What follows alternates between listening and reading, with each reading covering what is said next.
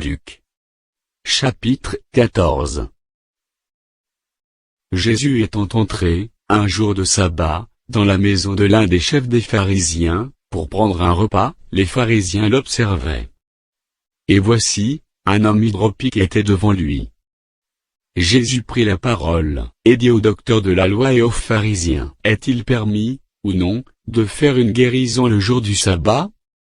Ils gardèrent le silence. Alors Jésus avança la main sur cet homme, le guérit, et le renvoya. Puis il leur dit, « Lequel de vous, et si son fils ou son bœuf tombe dans un puits, ne l'en retira pas aussitôt, le jour du sabbat ?» Et ils ne purent rien répondre à cela.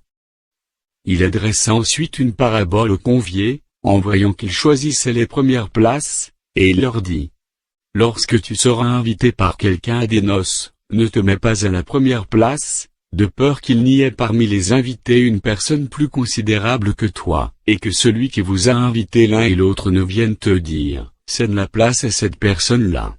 Tu aurais alors la honte d'aller occuper la dernière place.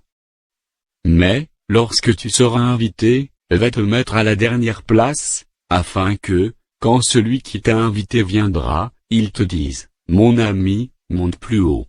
Alors cela te fera honneur devant tous ceux qui seront à table avec toi. Car quiconque s'élève sera abaissé, et quiconque s'abaisse sera élevé. Il dit aussi à celui qui l'avait invité, lorsque tu donnes à dîner ou à souper, n'invite pas tes amis, ni tes frères, ni tes parents, ni des voisins riches, de peur qu'ils ne t'invitent à leur tour, et qu'on ne te rende la pareille. Mais, lorsque tu donnes un festin, invite des pauvres, des estropiés, des boiteux, des aveugles. Et tu seras heureux de ce qu'ils ne peuvent pas te rendre la pareille, car elle te sera rendue à la résurrection des justes. » Un de ceux qui étaient à table, après avoir entendu ces paroles, dit à Jésus, « Heureux celui qui prendra son repas dans le royaume de Dieu. » Et Jésus lui répondit, « Un homme donna un grand souper, et il invita beaucoup de gens. À l'heure du souper, il envoya son serviteur dire aux conviés, « Venez, car tout est déjà prêt. » Mais tous unanimement se mirent à s'excuser. Le premier lui dit, « J'ai acheté un champ, et je suis obligé d'aller le voir, excuse-moi, je te prie. » Un autre dit, « J'ai acheté 5 paires de bœufs, et je vais les essayer, excuse-moi, je te prie. » Un autre dit, « Je viens de me marier, et c'est pourquoi je ne puis aller. » Le serviteur, de retour, rapporta ces choses à son maître. Alors le maître de la maison irrité, dit à son serviteur, « Va promptement dans les places, et dans les rues de la ville, et amène ici les pauvres, les estropiés, les aveugles et les boiteux. » Le serviteur dit, « Maître, ce que tu as ordonné a été fait, et il y a encore de la place. » Et le maître dit au serviteur, « Va dans les chemins et le long des haies, et ce que tu trouveras, contrains-les d'entrer, afin que ma maison soit remplie. Car, je vous le dis, aucun de ces hommes qui avaient été invités, ne goûtera de mon souper. » De grandes foules faisaient route avec Jésus.